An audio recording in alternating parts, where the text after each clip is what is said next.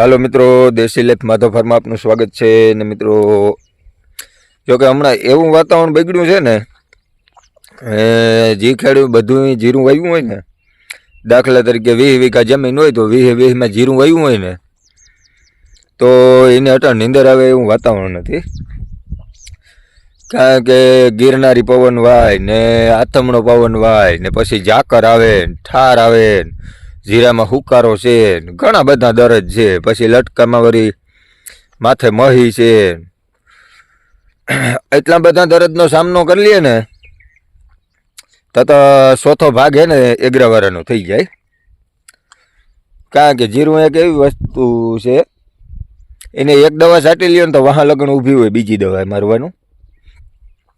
કારણ કે આપણે એક કટકામાં તો પિયત આપ્યું છે, એટલે એમાં તો આપણે ઉપર 3 રાઉન્ડ થઈ ગયા, 2 ઉપર થઈ અને એક નીચે યુમિક ને મેટાલિક્સ, એટલે આમ તો 3 રાઉન્ડ જ થયા કહેવાય ને. ભલે આપણે પંપ નથી, ખંભા નથી તોડ્યા, પણ ખર્ચો તો 3 રાઉન્ડનો થઈ ગયો જાણે. હવે અટાણે આપણે આવ્યા અહીં ગુજરાત CR ફાઉન્ડેશનમાં, તો એમ થયું હાલો એ જીરું જોઈ આવી. હવે એમાં આપણે પિયત આપવાનું હતું, પણ પિયત કંઈ આપણે આપ્યું નથી. અને હવે આવું વાતાવરણ છે એટલે આમાં પિયત આપવામાં આપણે એમ થાય કે હવે ના આપીએ તો સારું, ને કે હાવ જાહે. અને આમ જોઈએ તો ખરેખર 45 દિવસ પછી જીરાને પિયત અપાય નહીં. અને કૃષિ યુનિવર્સિટીની ભલામણ છે 45 દિવસ પછી જીરાને પિયત અપાય નહીં. પણ આપણે એક વખત 80 દિવસે પિયત આપ્યું હતું અને એ જીરું આપણું 13 મણ થયું હતું. પણ મેઇન વસ્તુ એ છે કે નવું પડવું હોય, જીરું નરવું હોય, હવામાન સારું હોય અને ખિસ્સામાં થોડાક પૈસા પડ્યા હોય કે ભાઈ જાય તો કાંઈ ઉપાધિ છે નહીં, એવું પરિસ્થિતિ હોય ને તો અહીં આપીએ ને તો વાંધો નહીં. બાકી જે દી ટ્વીટમાં ગાડી હાલતી હોય, જીરું નબળું હોય, વવાઈ ગયેલ પડવું હોય, જીરાને ભાવ ના હોય, કરજે ડૂબી ગયેલો માણસ હોય, તે દી તમે 45 નહીં પણ 40 દી વાવો ને ભાવ ને તો એ ચાલુ જાય જ. એટલે આ વસ્તુ જીરું છે ને, એક બધા એમ કહેતા હોય કે જુગાર ટાઈપનું છે. આપણે જો કે કોઈ જુગાર રમતા નથી, પણ અત્યારે જોઈને એવું લાગે ખરેખર જુગારે જ હોય. આ વયું જાય તો વાર ના લાગે. અને આપણે જો કે વાવ્યું ને તો અહીં એવું નક્કી કરીને જ વાવ્યું હતું કે ભાઈ આપણી જમીન 2 વખત 2-3 વખત જીરું વવાઈ ગયું એટલે કદાચ જ્યારે બગડવાનું ચાલુ થાય ત્યાંથી પાણી આપણે બંધ કરી દેવાનું છે. તો આમ જોઈને તો એટલું બધું ગુજરાત CRમાં બગાડ નથી. 2 જગ્યાએ હુકારાનો રાઉન્ડ આવ્યો હતો, ત્યાં આપણે 2 રાઉન્ડ મારી દીધા એટલે કંટ્રોલ થઈ ગયો છે. તો ઘણા મિત્રોનું કહેવાનું એવું થાય છે કે ભાઈ એલિયટ મારેલ હોય તે પછી મેટાલિક્સ મારો એટલે એ જીરું બગડે. એવું કંઈ હોતું નથી. ખરેખર આ વસ્તુ વાતાવરણને લીધે છે. તો અટાણે હજી જીરામાં નરવાઈ સારી છે, એ તમને બતાવું. એ પહેલાં ચેનલને સબસ્ક્રાઈબ કરી લ્યો અને વિડીયો ગમે તો લાઈક શેર કમેન્ટ કરી દેજો. કાંઈક શેર ખાસ કરી દેજો એટલે બીજાને માહિતી થોડી મળતી રહીએ. તો જોઈએ આગળ. જો મિત્રો, એક આપણે હે ને જીરામાં હુકારો છે ને અહીંયા છે, બરાબર? જ્યાં હુકારો છે ધોરિયાની આજુબાજુમાં છે નહીં, એવો નોર્મલ છે. કારણ કે આપણે તે પછી પિયત આપ્યું નથી. આપણે ખબર છે કે આ વયું જાય, વાર ના લાગે. આમાં કંઈ ડાયબ સતુરે હાલે નહીં, હોશિયારી હાલે નહીં. ગમે એવો ખેડૂત હોય ને એમ કે હું આ કે આ દવા એક અહીંયા છે, બરાબર? આ 2 હુકારાના રાઉન્ડ છે અત્યારે આપણા CR નંબર જીરામાં ફાઉન્ડેશનમાં. બાકી આ જીરું બધું છે ને એ કમ્પ્લીટ જ છે, આમાં કાંઈ વાંધો નથી. ખાલી એક મોલો મસી છે ને, એ આપણે થાયોમેક્ઝામ 20 નાખી હતી ઓલા 30%, એટલે એમાં બહુ રિઝલ્ટ મળ્યું નથી. મળ્યું છે પણ અમુક ટકા.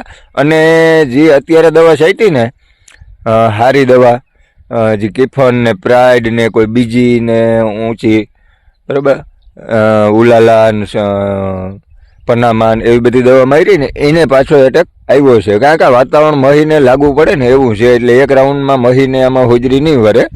કારણ કે જો એ એક રાઉન્ડમાં તમે મહી મારી લ્યો ને તો તમે પૈસાવાળા થઈ જાઓ અને જાગૃત ખેડૂત થઈ જાઓ અને પ્રગતિશીલ ખેડૂતમાં તમારે ઉલ્લેખ થાય. એટલે એક રાઉન્ડમાં અત્યારે નહીં મરે, અટાણે 2 રાઉન્ડ મારવા જ જોઈએ. કારણ કે આ વાતાવરણ એવું છે એટલે. અને હવે આમાં બહુ કાંઈ એવું બીવા જેવું છે નહીં. કારણ કે જીરું વાવતો હોય ને એ કઠણ કાળજાનો માણસ થાય ત્યાં જાય. એકાદ વાર એવું લાગે કે આમ થાય ને તેમ થાય ને પછી હેવાયો થઈ જાય.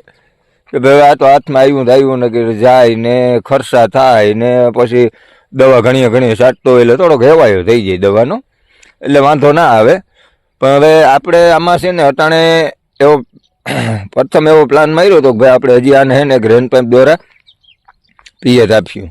પણ હવે પિયત આપવામાં એવું છે અત્યારે આ વાતાવરણ છે ને બહુ જીરાને અનુકૂળ આવે એવું છે જ નહીં, કારણ કે પવન ચારે દિશાના વાય છે, પ્લસ તવિયા પડે છે અને ઠાર ને ઝાકર આવે છે.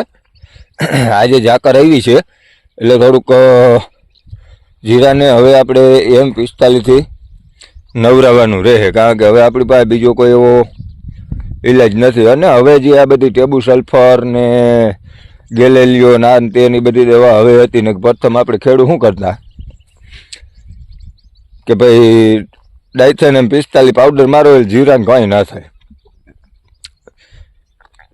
અને હવે આપણે હે ને અલગ અલગ પ્રકારની દવા છે એટલે આપણે થોડી કાળજી રાખીએ અને 10 દી 8 દી રાઉન્ડ એક મારીએ એટલે વાંધો ના આવે કે ભાઈ જીરામાં તકલીફ ના આવે. અને પ્રથમ અત્યારે ઝાકર માટે આપણે ડાયથેમ M45નો ઉપયોગ કરી લઈએ કે ભાઈ મેન્કો જે પાવડર આપણે મારી દઈએ ને તો જીરું કડક રહીએ અને થોડુંક માથે કવર થઈ જાય ને એનું M45નું ઝાકર ઓછી બેસે અને નડતરૂપ ઓછી થાય ઠાર ને ઝાકર.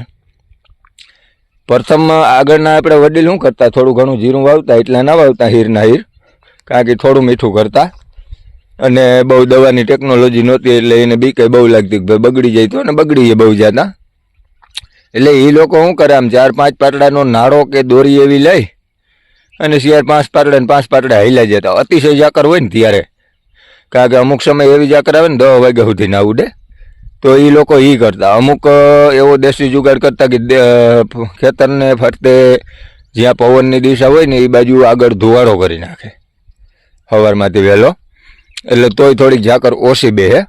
એવા બધા દેશી આઈડિયા અપનાવતા અને જીરું કરતા ને એ થોડું કરતા. આપણે વાયરી જાજું કરવા જતા નહીં, કારણ કે ત્યારે થોડુંક માલનો સરાનું વધારે હતું અને અત્યારે જે સિસ્ટમ છે ને વાડી પડાવની સિસ્ટમ તેથી 5-5 વીઘા હતી, બાકી બધા ખેતરું પડા હતા. રામમોહેમ લે અને પછી 5-7 વીઘાનું પીક કરતા, બાકી રાજીનામું હતું. એટલે થોડીક શાંતિવાળો એરિયો હતો. નટાણ આપણે જાજું કરવું હોય અને જાજા દુઃખી થાય છે, બીજું કંઈ છે નહીં મિત્રો. તો આપણું જીરું અત્યારે જો 4 નંબરની વાત કરીએ ને તો ટોપ ક્વોલિટીમાં છે. 2 જગ્યાએ હુકારાના રવા બેઠા છે, તો આપણે જે એક રાઉન્ડ આની આગળનો લીધો છે મેટાલિક્સ અને